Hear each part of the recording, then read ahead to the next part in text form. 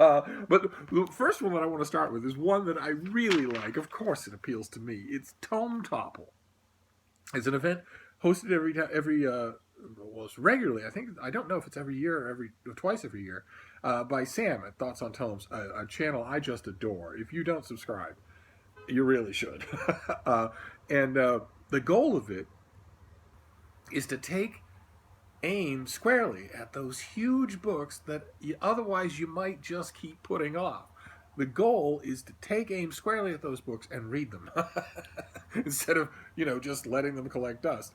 And Sam goes all out with all. She has a roster of people who are helping her to co-host this thing, and they go all out. They have Instagram challenges for picture challenges for you Insta kids. They have Twitter. They have a Goodreads group. The whole nine yards. They pull out all the stops to get these huge books read. And they also, one of my favorite parts, Sam's video, I'll try to remember to link her video down below, is a perfect example. They also make videos in which they do TBRs that are usually every Tome Topple. I don't know what would be the word for it. Well, I guess the negative word for the TBRs that they make would be unmedicated, and the positive would be super optimistic. Either way, they're great fun to watch, and I wanted to get in on the fun myself. Now, to a certain extent, a thing like Tome Topple, I mean, I love it, of course, and I'm a booktuber, so of course I'm on board. But to a certain extent, it doesn't exactly apply to me. I love tomes. I live in them, and I read them all the time. So, the challenge aspect of this thing is the least important thing for me. For me, it's just moving things around on my shelves to get them ready. So I made a TBR of my own, and there are some challenges. Sam came up with 5 challenges, 5 prompts, totally informal. I think of all of the 5 of them, the only one that really matters is the first one. And the first one is to read more than one tome. So the Tome Topple itself runs from November 17th to November 30th. So that's 2 weeks. And a tome here is considered any work longer than 500 pages. I think that's doable for pretty much anybody. Even the slowest reader, with even the fullest life, might be able to do that. So challenge number 1, read more than one tome. I am certainly going to do that. So, challenge number 2 is to read a graphic novel. It has to be over 500 pages, but the exception here, like all previous incarnations of Tome Topple, is that with the graphic novels, unlike anything else, it can be an omnibus. It can be a compilation of things. It doesn't have to be one, whole work. One work that's just one piece. So, for instance, in the rest of Tome Topple, a very long collection of short stories won't work. But in this case, for graphic novels, an omnibus will, and that's good because I'm not so much a fan of graphic novels that don't involve spandex-clad superheroes.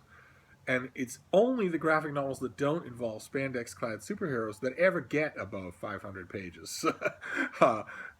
Unless you're talking a collection volume.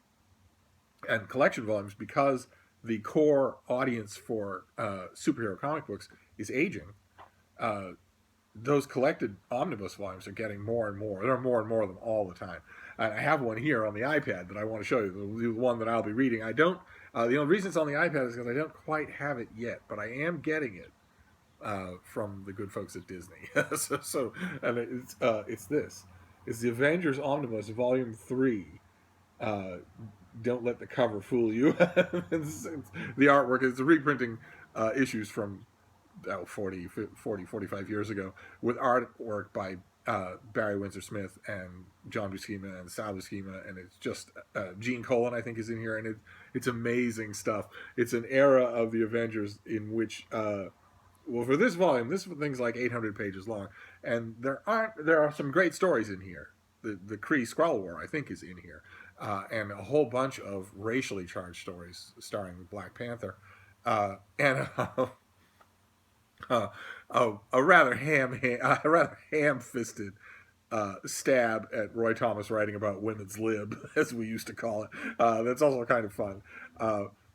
But unlike other omnibus volumes that have come out and that will come out, that kind of sort of have an overarching theme. You had a writer or a creative team, writer and artist on a book for so long at a stretch that if you actually take out their stuff and put it in one book, it will kind of feel like a unified whole. This thing, if I remember correctly, the issues in here bounce all over the place, but that's okay. That's perfectly fine.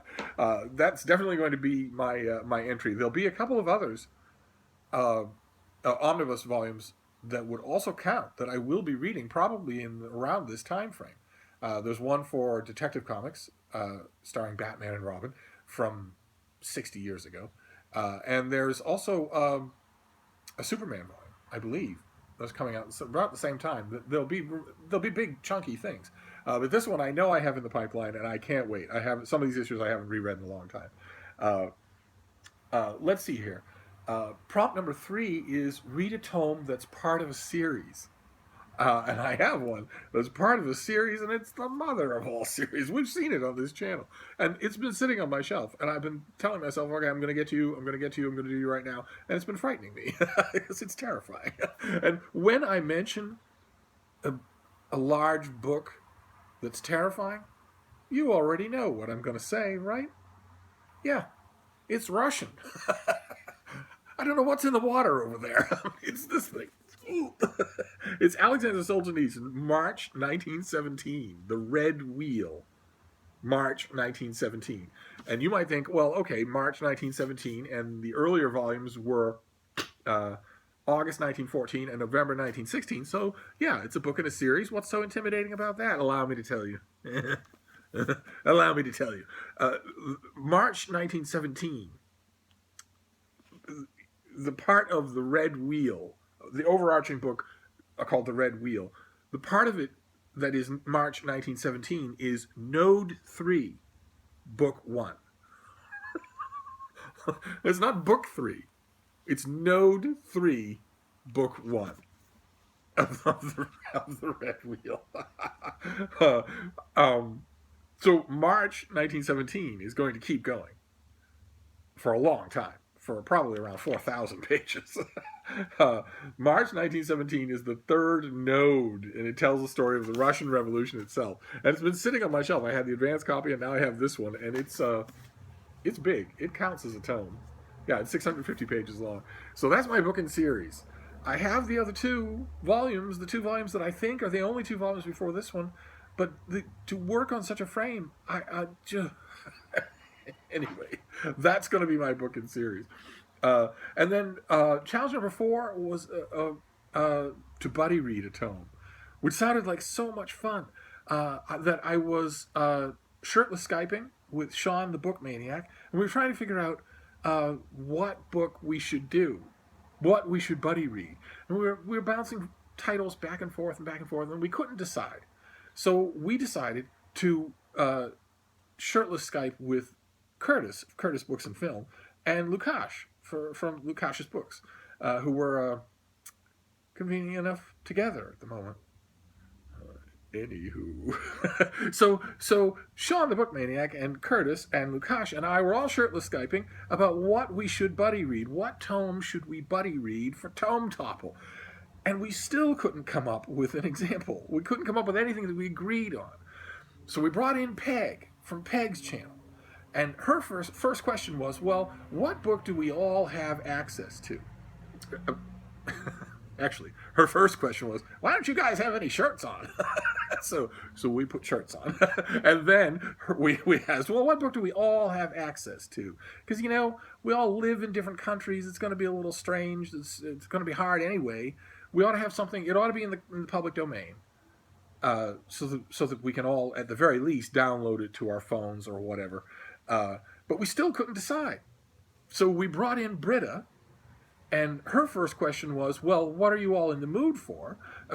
Actually, no. Her first question was, why do you all have shirts on? They make them a little wild over in Deutschland. And when we all got together, at this point, I don't remember whether the shirts were on or off, but at this point, when we all got together, eventually, they all said, "You know, Steve, we all worship you like unto a god. Why don't you just decide?" Which kind of touched me, I must say. I'm not disagreeing, but it kind of touched me. So after some deliberation, I came up with it, and this is the book that I'm going to be buddy reading with Sean the Book Maniac, and Curtis, and Lukash, and Peg, and Britta from November 17th to November 30th. It's The Way We Live Now by Anthony Trollope. Look at the size of that thing. This is his 1875 novel. He had spent time out of England, visiting the colonies, touring the British Empire, and getting a little older and realizing from his bank statements and comments made by his publisher that maybe the Trollope brand was fading a little in the marketplace. No one to blame, no way to predict these things, but that maybe the British reading public's taste was changing away from massive serial novels of the type that he was the undisputed master of. And when he came back to England, with that teeming loam of disillusionment already going inside him, and started meeting people and realizing what had happened to property values, and perhaps running into one or two people at dinner parties who didn't quite recognize his name, he decided to do away with the chortling avuncular humor that had been such a signpost of Trollope novels for 2 decades. The Barsetshire humor, the light, gentle, poking fun. He decided to kind of do away with that and sort of take a firebrand to society, to write a social novel that was a little heavy on the satire and a little light on the fun. And the result was The Way We Live Now, which is a polyphonic novel. So there are many, many characters, all engaged in many activities, only some of which converge on each other. It's a big, sprawling novel. At the centerpiece it wasn't originally planned to be the centerpiece, but the character sort of took over, is a corrupt swindler with funny-looking hair. Multi-millionaire, we think, but we're not sure because he doesn't let anybody know about his finances. And it seems like he's never paid a bill. And yet, society trips over itself to give him all the authority in the world. His name is Melmotte. But there's so many other characters involved too. I was very happy that all of them decided to do this buddy read when I'm sure that some of them might not have picked Trollope's The Way We Live Now if the choice were left up to them, but it wasn't. The choice was left up to me. So that's going to be my Tome Topple buddy read, and all of us, Sean the Book Maniac, and Curtis, and Lukash, and Peg, and Britta, will all be making update videos right along with me about The Way We Live Now. And then challenge number 5 is read an adult novel. Now, I've mentioned on this channel before when I've talked about Tome Topple that this challenge reveals, inadvertently maybe, the general drift in which many people who do this have in the past gone. I've mentioned in the past when I talked about Tome Topple that I'm hoping that someday, relatively soon, this will feel like a redundant challenge. That it won't be that you're expecting 95% of the people who do your event to be reading big, fat YA novels. So you won't have to specify adult novel. I would hope that there are a lot greater riches to be found in the deep end of the pool than in the shallow end of the pool. But, in recent years, and especially in the time that I've been on BookTube, I've become much more aware of how much fun the shallow end of the pool is. I've read a lot of really good YA in the last 2 or 3 years that I'm not sure I would have given quite the ready ear to if I hadn't been on BookTube, watching really smart, really funny people who do nothing but read books written for children. And B, the sheer abundance of big, fat tomes outside of the YA realm makes picking and choosing a little difficult. The adult novel makes picking and choosing a little difficult. There, believe it or not, in the time frame here, and at my fingertips, there are more than a dozen books that would work. But I picked one, one in particular. You could call it an adult novel. Adults read it. I will hear no brickbats otherwise. And it's been on my shelf for a while now, a few weeks, and I've been forcing myself not to do it, not to read it. I have other things to do. I have lots of things to do. It doesn't come out until the new year, so I wanted to sort of wrap up this year. So I've been putting it off and straining and yearning, and I've decided that implicitly Sam at Thoughts on Tomes has given me permission to jump the gun and read it, and that is this. The Three Musketeers by Alexander Dumas. This is a new translation by Lawrence Ellsworth. Look at the size of it. This is a completely unabridged translation of Dumas's most famous book. So that will be my adult novel. And that's my TBR for Tome Topple this time around. Although I should stress, I'm going to be reading tomes all throughout. These won't be probably the only tomes that I read in that time. So I just wanted to do this to sort of join in the fun, because it does look like a lot of fun, and I wholeheartedly applaud any effort to get people to read more enormous books, because they have their own charm that actually cannot be duplicated on a smaller screen. So I definitely want to hear whether or not you plan on participating in Tome Topple. I'm hoping that you do. And also, the group of us who are reading The Way We Live Now, here, let me hold it up again, would love to have more participants. So, feel free to sing out and join in, and we'll come up with something. Should we do the Voxer that the kids like so much? Mm-hmm. Or should people visit me? People don't visit me, though. I guess I smell. Anyway, that's it for now. That's Tome Topple, this new round of Tome Topple. And I'll be back with other November natterings in no time at all. Thank you, BookTube.